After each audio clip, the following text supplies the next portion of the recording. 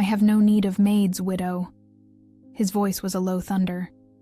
"Nor do I need insults, but I do need someone who can read the ancient runes of this hall." King Silas did not read Rhys Talon's letter. He tossed it directly into the fire without opening it. Lydia clutched the small wooden box in her lap, her only possession, as the smell of burning paper filled the air. She expected to be taken to the dungeons or the kitchens. Instead, he looked at her with exhaustion, not lust or scorn. "Rhys Talon mentioned in past reports that you were your late husband's scribe. Would this broken king see in her something beyond the trash her own family considered her?" The black armored SUV, adorned with the faded crest of the Shadow Glen Pack territory, had lurched to a violent halt before the iron gates of the Obsidian Spire only an hour prior. There was no fanfare, no welcoming trumpets, just the howling sound of the biting wind from the northern Rockies and the metallic scent of impending snow, now mingling with the acrid aroma of smoke in the grand hall. Lydia, wrapped in a worn woolen cloak that barely protected against the freezing cold, felt her numb fingers trembling around the small wooden box. Inside, she kept the only mementos Rhys Talon had allowed her to bring: a simple silver locket that had belonged to her mother, and 3 dried oak leaves that Liam Winters, her late husband, used as bookmarks. Objects worthless to anyone except a 26-year-old widow with deep circles under her pale eyes and hands calloused from forced household labor. "A sterile widow to serve the king, for our pack has no further use for her," read the letter the driver had handed to the royal guards. Lydia had seen Rhys Talon write those words, his crude handwriting staining the parchment with cheap ink. A cruel euphemism for trash. She descended from the SUV feeling the weight of the lichened sentinels' gazes, their noses flaring slightly as they caught her scent. Not the sweet fragrance of a desirable omega, but the neutral, uninteresting aroma of one considered broken. The grand hall was steeped in heavy silence when she entered, her steps echoing against the ancient stones. The walls were covered in runes that seemed to pulse with their own light in the torch glow, symbols she vaguely recognized from the manuscripts Liam Winters used to study at night. King Silas was not on his ornate obsidian throne but stood before a colossal fireplace, his back to her. His aura was suffocating, a raw power that made the air vibrate as before a storm. Lydia had grown up surrounded by alphas. Her brother-in-law Rhys Talon, his brutal friends, even Liam Winters had possessed that latent power. But she had never felt something of this magnitude. It was like standing before a force of nature contained in human form.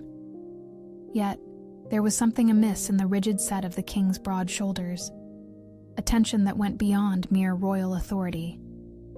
The scent of sandalwood and ancient blood emanated from him, mingled with an electric tension that made the hairs on Lydia's arms prickle. When he finally turned, she held her breath. His face was younger than she expected, perhaps early 30s, but scarred by a brutal gash that traversed his left eye, leaving him partially blind. The mark was old, well-healed, yet deep enough to have altered the bone structure around it. He did not look at her with lust, as she had feared, nor with the cold disdain that Rhys Talon always showed. He regarded her with an exhaustion she recognized intimately, the expression of one carrying burdens too heavy for too long. "Lydia Winters," he stated, his grave voice echoing through the empty hall. It was not a question. He already knew who she was. "Yes, Your Majesty," she replied, executing a careful curtsy. Her legs trembled slightly, from both the cold and her nerves. It was then that he picked up Rhys Talon's letter from the table beside the hearth.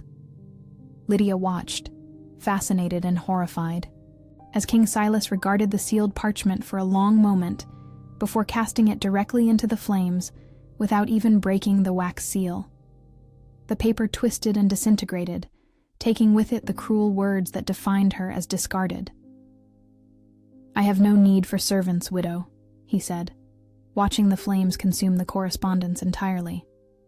"And I have no need for insults. But I require someone who can read the ancient runes of this hall. Rhys Talon mentioned in past reports that you were your late husband's scribe. The expectation of public humiliation shattered in that instant. He did not see her as a woman, but as a necessary intellectual instrument. Lydia felt a strange mixture of relief and something she could not quite identify. Perhaps disappointment. Yes, I assisted Liam Winters with his research, she admitted, her voice steadier than she had expected. He studied ancient languages and Lycan history. I learned to read several archaic scripts. King Silas nodded once, definitively. The walls of this spire contain prophecies and warnings left by the first Lycan kings. My predecessors neglected their maintenance and translation. You will be lodged in the suite attached to the Royal Archives and Library. Your first task will be to catalog and translate every rune on these walls. And how long do I have to complete this task, Your Majesty? For as long as it takes, he replied, turning back to the fire. Winter is coming. The mountains will be impassable for months. You have no haste to go anywhere. The first weeks within the obsidian spire were a test of endurance Lydia had not known she possessed.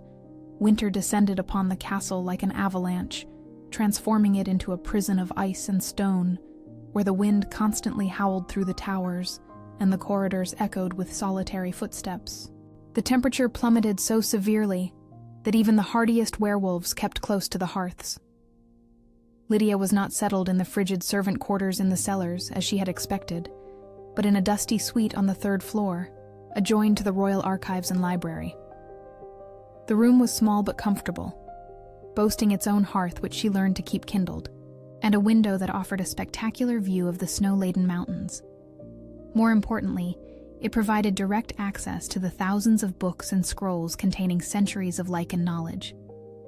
Her official task was to translate ancient war treaties and decipher the ancient runes etched into the castle walls, yet her observant nature revealed far more than books could ever teach. During her silent walks through the corridors, transporting stacks of manuscripts, she began to notice disturbing patterns in the court's behavior. The king's counselors whispered in dark corners, their conversations abruptly ceasing whenever she passed.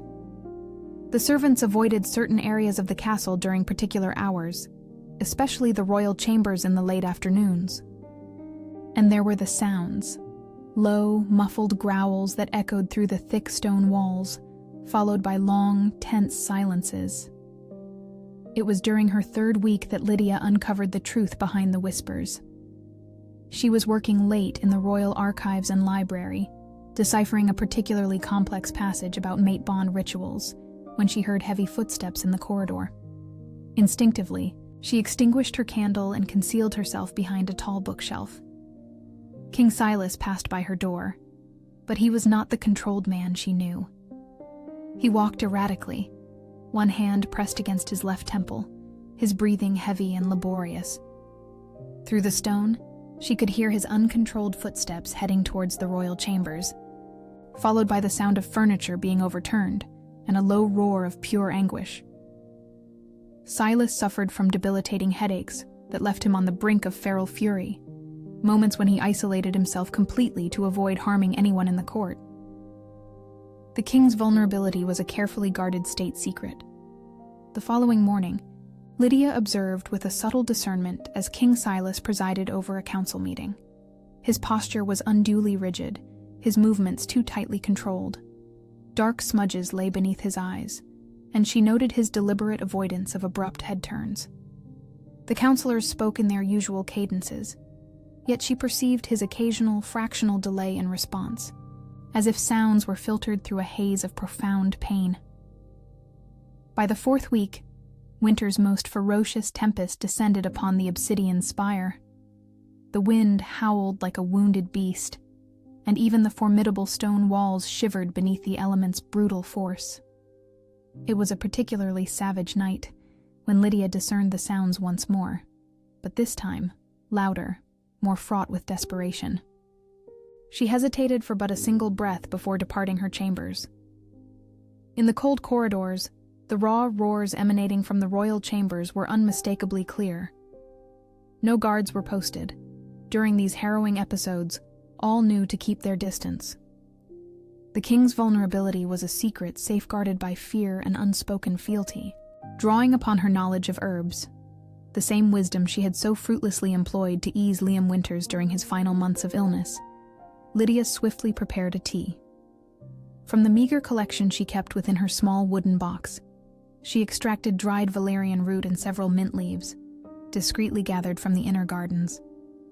Valerian was renowned for its calming properties, a solace Liam had sought when the gnawing pain in his bones became unbearable.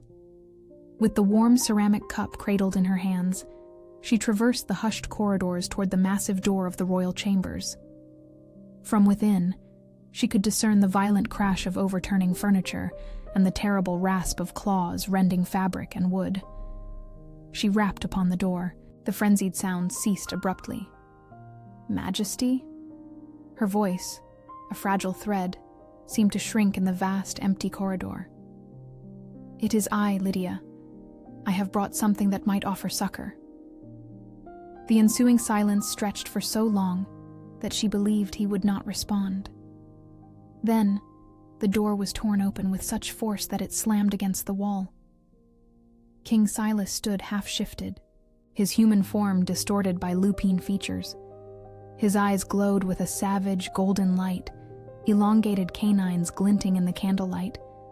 His hands were now monstrous claws that had shredded the fine Persian rug into desperate strips. He issued a low growl, a sound that ought to have sent her fleeing for her life. But Lydia Winters did not flee. She harbored no fear of monsters. She had coexisted with one for years. Liam Winters had never struck her, never physically harmed her. Yet his emotional cruelty, his insidious way of making her feel insignificant and worthless, had been a torment all its own.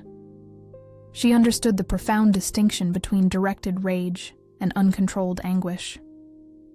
Majesty, she murmured softly, extending the cup. This will help with the pain. Silas looked at her for a long moment, his breathing still heavy. Slowly, very slowly, his features began to return to normal. The claws retracted, the canines receded, the golden light in his eyes faded to their usual gray. You should be afraid, he said, his voice raw. I should, she agreed, but I am not. He took the cup with hands that still trembled slightly and drank in small sips. Lydia watched as the lines of tension on his face gradually began to relax. How did you know? He asked after a few minutes of silence. The servants whisper. The guards avoid this corridor during certain hours, and I recognize the signs of someone battling something within himself. Silas studied her with his gray eyes, and she had the strange sensation of being assessed in a way that went far beyond her utility as a translator. Sit, he said, gesturing to an armchair near the hearth, and tell me how a scribe from a lesser pack knows about medicinal herbs. It was then that Lydia found herself, for the first time in months, speaking about Liam Winters, not as the perfect widow mourning a beloved husband, but with brutal honesty about the sick, bitter man he had become in his final years. He suffered from a degenerative bone disease, she explained, watching the flames dance in the hearth. The pains were constant, especially at night. I learned about herbs because the healers in our region were inadequate, and because Liam Winters refused to show weakness before the pack. But you tried to help him nonetheless. I tried. It did not work. He died in agony, hating the world, and especially hating me for failing to save him. Silas was silent for a long time. When he finally spoke, his voice carried a quality she had never heard before, raw vulnerability. The scar on my face is not merely cosmetic, he admitted. The injury damaged deep nerves. I lost most of my sense of smell. For a lichen, that is like being blind and deaf at once. Lydia felt her heart quicken. An alpha who could not scent was virtually helpless in terms of basic instincts. He could not detect lies, could not feel emotions through pheromones, could not recognize threats or reliable allies. That is why you have no queen, she said. Not a question, but a profound understanding. That is why I cannot have a queen. How would I recognize my mate if I cannot scent her? How would I know if someone is lying to me? I govern this kingdom entirely based on logic and observation, devoid of the instincts every Lycan should possess. And the headaches? A side effect. The brain attempting to compensate for what has been lost. The more stress, the stronger they become. That night, something fundamental shifted between them. Not romance, it was far too soon and complicated for such a fragile connection, but a profound mutual understanding. They were both broken in different ways, both survivors bearing invisible wounds. In the days that followed, Lydia began to appear discreetly during King Silas's bouts of pain. They never spoke of it openly, yet she would unfailingly arrive with her herbal tea, remaining silently present until the storm subsided. In return, he started including her in more profound aspects of his work. The relationship naturally evolved from utilitarian to a quiet partnership. Lydia not only translated ancient texts, but began to discern patterns within the financial ledgers accompanying the historical treatises. Superfluous expenditures that bled the royal coffers, contracts that seemed to enrich intermediaries more than the kingdom itself, and strange discrepancies in tax reports from certain regions. "Your Majesty," she said during one of their late-night sessions in the Royal Archives and Library, where they now worked side by side. "These grain purchase records, the numbers simply don't align." King Silas glanced over her shoulder at the manuscript she was examining. "What do you mean?" "The quantity documented as purchased was 3 times greater than the amount that reached the royal granaries, according to inventory reports. But payment was made for the full value." King Silas's brow furrowed as he reached for another sheaf of documents. Together, they spent the night comparing records, uncovering a systematic pattern of overbilling and resource diversion that had stretched for years. "Who signs these payment authorizations?" Lydia asked, indicating the signatures on the documents.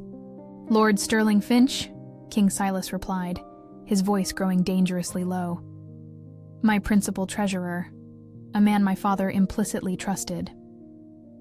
"And who would be the ultimate beneficiary of these siphoned funds?" King Silas studied the patterns she had identified, his expression growing darker with each discovery. "Someone who is amassing significant resources outside official channels. Someone who may be preparing a coup or a war." From that pivotal moment, King Silas began to bring Lydia into council meetings. Not as a participant, she sat silently in a discreet chair beside the throne, but as an observer. Her quiet presence unnerved the counselors in ways that secretly amused King Silas. They perceived a silent widow. He saw an analytical mind that had survived years of psychological manipulation and emerged with its intelligence intact. The imbalance of power between them began to subtly level. When Lord Stirling Finch delivered treasury reports, Lydia took discreet notes that she and Silas later reviewed. When lesser nobles presented petitions, she observed body language and inconsistencies that Silas, deprived of his olfactory instincts, could not detect. "Lady Lydia," Lord Stirling Finch said, during a particularly tense meeting about the Treasury's deficits. "Perhaps a widow from the north would not comprehend the complexities of royal finances." "Perhaps not," Lydia replied calmly. "But I understand basic arithmetic, and when the numbers in your reports do not coincide with the inventory records I translated from the ancient archives, it suggests interesting complexities." The silence in the grand hall was absolute. Silas hid a smile behind his hand. In the 3rd month of her stay, spring threatened to break winter with constant rains that turned snow to mud and caused rivers to overflow. It was during one of these spring storms that a discovery completely shattered Lydia's understanding of her own life. She was organizing Liam Winter's personal belongings that Rhys Talon had sent with her, a small box of personal documents she had never dared to fully open. Amidst love letters from their early marriage years and medical records of his illness, she found a small, empty vial with traces of silvery powder at the bottom. "Moon petal herb," she murmured, recognizing the substance from her readings on medicinal herbs.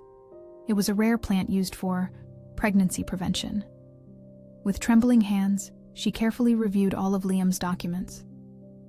Hidden among pages of historical research, she found a personal journal that meticulously documented his secret administration of the drug in her food throughout all their years of marriage. Elle still wonders why we can't have children. An entry from 3 years prior stated, "The nightly dose in her soup remains effective. I cannot allow heirs who might question my research or my eventual leadership of the pack." Lydia had never been infertile. Liam had secretly drugged her to prevent her from bearing heirs who could challenge his leadership when he died. All her shame, all her belief that she was fundamentally broken as a woman, was based on a cruel lie. The revelation devastated her in ways she had not anticipated. Not only Liam's betrayal, but the grief for the child she never had, for the years of motherhood stolen from her through deceit. She cried for hours in that small room, years of repressed pain finally finding its voice. That was how Silas found her the next morning, sitting on her sitting room floor, surrounded by scattered papers, her eyes red and swollen from tears. "What happened?" he asked, kneeling beside her without hesitation. Her voice shattered. She recounted everything. The lie about her sterility, the systematic manipulation, the years of shame born from sheer cruelty. King Silas listened in silence, his expression growing more dangerous with each word. When she finished, he offered no empty words of comfort or pity. Instead, he said, "Liam Winters is dead, so I cannot kill him for you. But Rhys Talon yet lives. Your Majesty, do you want vengeance, Lydia? Real vengeance?" The question startled her with its intensity. She had always accepted that injustices simply occurred, that her role was to survive, not retaliate. I do not know if I know how to crave vengeance." "Then learn. I will grant you access to the royal armories. You will learn to wield a dagger, a bow, whatever you prefer. Physical fragility is a choice, not a sentence." "Why? Why would you do this for me?" King Silas was silent for a long moment, studying her face. "Because you have saved my sanity repeatedly these past weeks. Because you are the sole person in this obsidian spire who does not fear my weakness or exploit my deficiency, and because..." He hesitated, as if the words were difficult. "Because you deserve the chance to become who you were meant to be had they not sought to break you." From that day forward, Lydia's routine encompassed physical training each morning.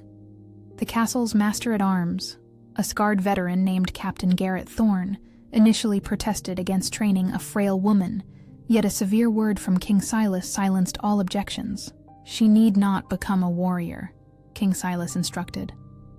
"But she must be capable of defending herself. Teach her what is necessary." Lydia discovered she possessed a natural aptitude with a small, well-balanced dagger. Her hands, calloused from years of household toil, were stronger than they appeared.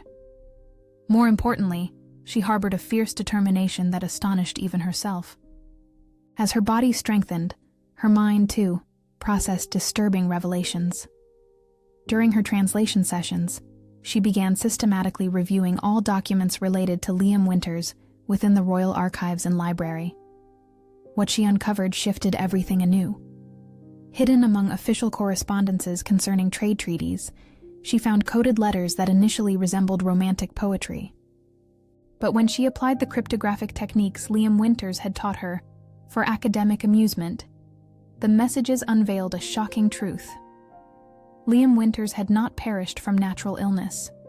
He had been slowly poisoned by Rhys Talon over months, because he was, in fact, a spy for the crown, the sole loyal ally King Silas's father had possessed among the northern packs. Liam Winters' love for ancient literature was, in reality, a cover for his true mission, to document troop movements and resources that might signal rebellion. "Your Majesty," Lydia murmured one evening, her voice taut with emotion, "I must show you something. About Liam. About why Rhys truly sent me here." They remained awake until dawn, deciphering every correspondence. What emerged was a conspiracy that extended far beyond mere misappropriation of funds.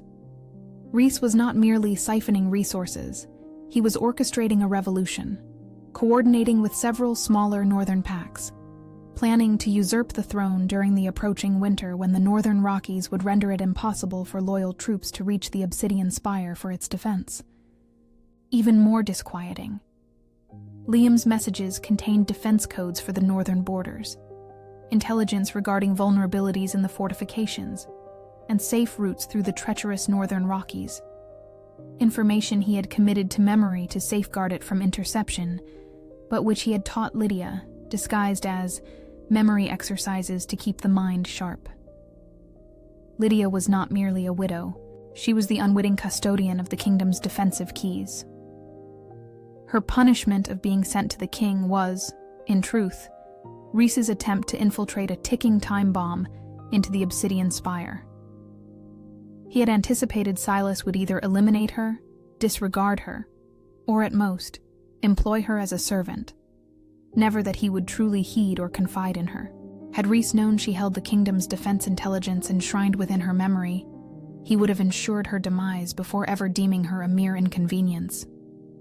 "He sent you here to die," Silas articulated, his voice perilously low. "Or to be ignored until he could claim you upon the execution of his coup. He never anticipated I would discern any worth in you."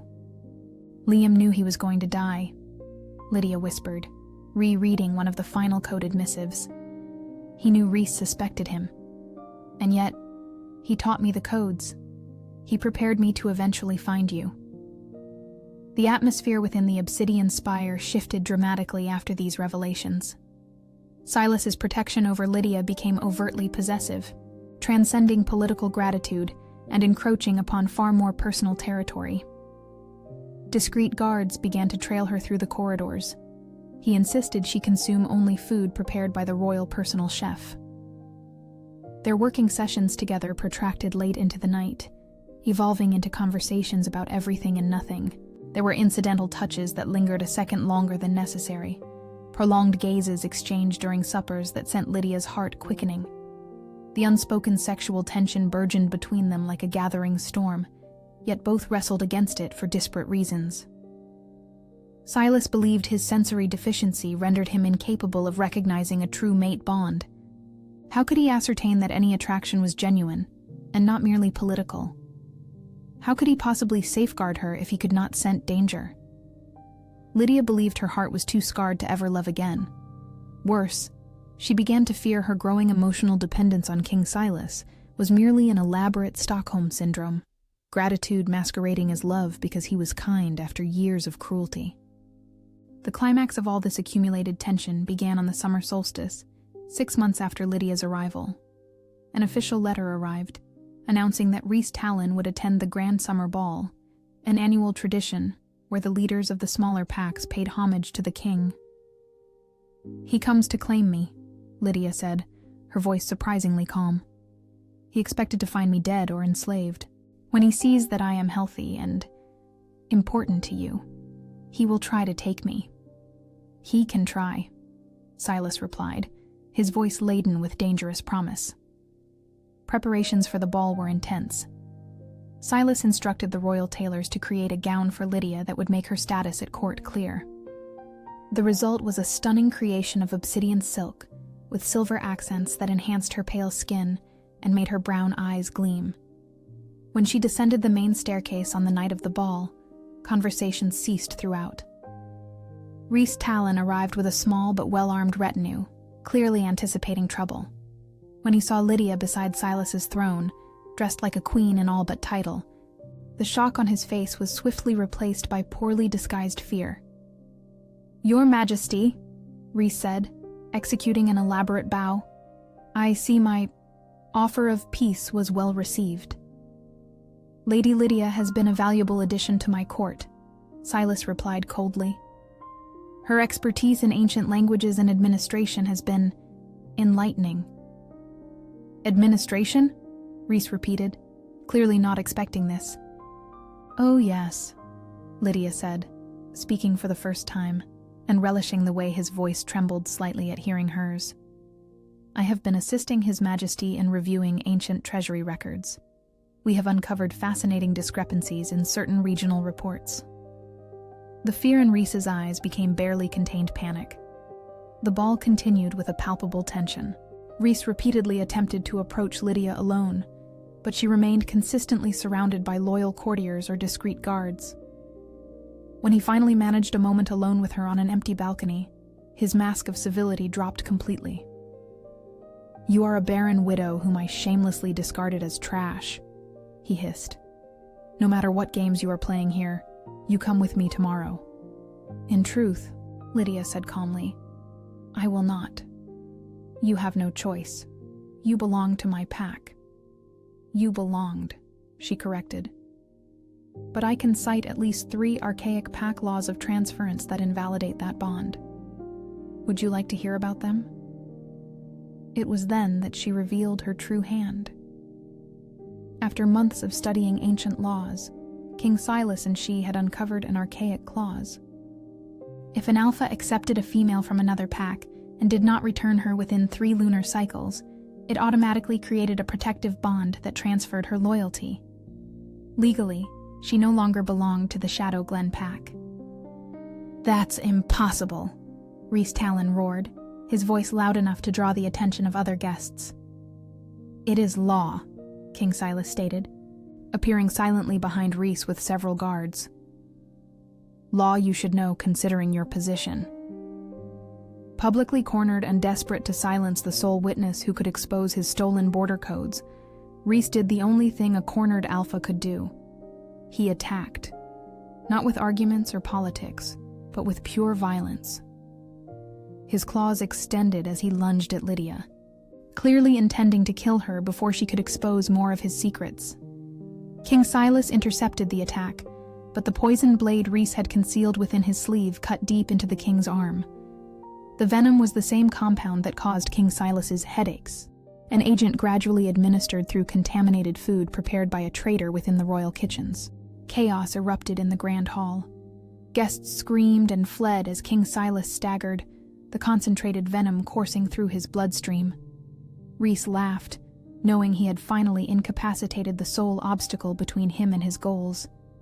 "You should have given me what I wanted," he snarled, preparing to deliver the final blow to the weakened King Silas. It was then that something extraordinary happened. When Rhys was seconds from striking the death blow, Lydia threw herself between them without hesitation. The absolute terror of losing Silas, not as king or protector, but as the man who had become her heart, unlocked something latent within her blood that had lain dormant for years. Her scent shifted violently, transforming from neutral and uninteresting to something rich, metallic, and unbelievably potent. Not the sweet aroma of a common omega, but the complex, iron-laced scent of a primordial omega, an extinct lineage believed lost for centuries. Primordial omegas were legendary for 2 traits: the ability to cure lichen madness through their presence, and the power to dramatically amplify the abilities of their fated alphas. The sensory shock was so intense, it violently shattered the barrier of Silas's anosmia. For the first time in years, he could smell. And it was her. The mate bond was not absent. It had been dormant, awaiting her true power to fully manifest. The roar King Silas let loose as the bond completed was so potent, it fractured the hall's glass windows and sent shivers through the stone foundations of the obsidian spire. Restored and amplified by the connection to his primordial mate, he did not merely defeat Rhys Talon, he obliterated him with a brutality that was at once terrifying and precisely controlled. When the dust settled and the final echoes of the confrontation faded, the silence in the hall was absolute. King Silas stood over Rhys Talon's remains, his clothes stained with blood, yet his eyes were entirely fixed on Lydia. "You can feel me," she uttered. Not a question, but an awestruck affirmation. "I can feel everything," he replied, his voice rough with raw emotion. "The fear of the guests, the loyalty of the guards, the treachery of whoever has been poisoning my food, and you smell like home." The calm after the storm brought forth final revelations that completed the circle of deceit and destiny. During the ensuing investigation, they unearthed that the head chef had been bribed by Rhys Talon to add minute doses of poison to King Silas's food over months. The headaches were insidious attempts at slow assassination. More disturbing still was what they discovered in the chambers Rhys Talon had occupied during his visit.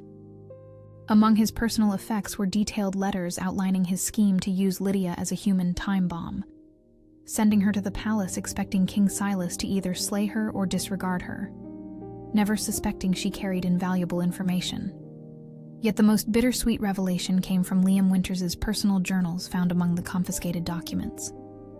The final entry, penned merely days before his demise, unveiled the full truth of his motivations. Rhys Talon suspects, "I know my days are numbered. Lydia still doesn't know her true nature. The primordial blood runs faint in her lineage, dormant but not extinguished. She will only awaken when confronted with the loss of her true mate. I prayed she would find safety before then, but now I realize that by sending her to King Silas, I may be ensuring not only her survival, but her destiny. He needs her as much as she needs him. If I am right about what she is, my death will not be in vain." Liam Winters had loved Lydia enough to orchestrate his own demise, ensuring she would reach King Silas. He knew he was a spy with numbered days, knew Lydia was a dormant primordial, and carefully orchestrated the events that would lead to her awakening and King Silas's healing. Even his calculated cruelty, the drugs to prevent pregnancy, the emotional frigidity, had been precisely designed to keep her abilities dormant until the opportune moment. A primordial Omega awakened prematurely without a suitable mate often succumbed to madness from the overwhelming power. "He manipulated us," Lydia said, though her voice carried no anger, but a complex sorrow. "Every move, every decision, he orchestrated everything." "He saved us," Silas gently corrected, "through a sacrifice we cannot fully comprehend." The story concluded not with an immediate lavish wedding. Too much emotional healing was needed for them both, but with a quiet scene 3 weeks later. King Silas had dismissed his court for the evening and found Lydia on the balcony overlooking the internal gardens, beneath the full moon that bathed everything in silver light. Now capable of sensing the world again through their connection, he approached slowly, allowing her to feel his presence even before she saw him. "Lydia," he murmured, stopping beside her at the stone balustrade. "Your Majesty," she replied, a small smile touching her lips. "Silas," he corrected. "For you, always Silas." They stood in comfortable silence for several minutes, watching the first blossoms of summer unfurl in the gardens below. "May I ask for something?" he finally said. "Of course." "May I court you properly, not as a king to a subject, but as a man who wishes to truly know the woman who saved not only his life, but his very soul?" Lydia turned to face him fully, studying the face that had become so cherished over these past months. The lines of constant pain had vanished, replaced by a peace she had never witnessed before. "What if I say I would like to know the man behind the crown?" she asked. "That I would like to discover who we are together when we are not merely surviving? Then we have all the time in the world to discover." Silas extended his hand, and as Lydia took it, both felt the electric current of the connection that bound them. Not merely physical attraction, but the profound recognition of souls crafted to complete one another. The scribe widow sent as punishment gazed toward the horizon, no longer a victim of fate, but a queen whom destiny had preserved for the rightful moment. And the king who had ruled alone for so long had at last found the partner who not only restored his lost senses, but brought light into the dark corners of his heart. They had work ahead, a kingdom to govern, conspiracies to dismantle, emotional wounds to mend. But for the first time in years, neither of them would face their challenges alone.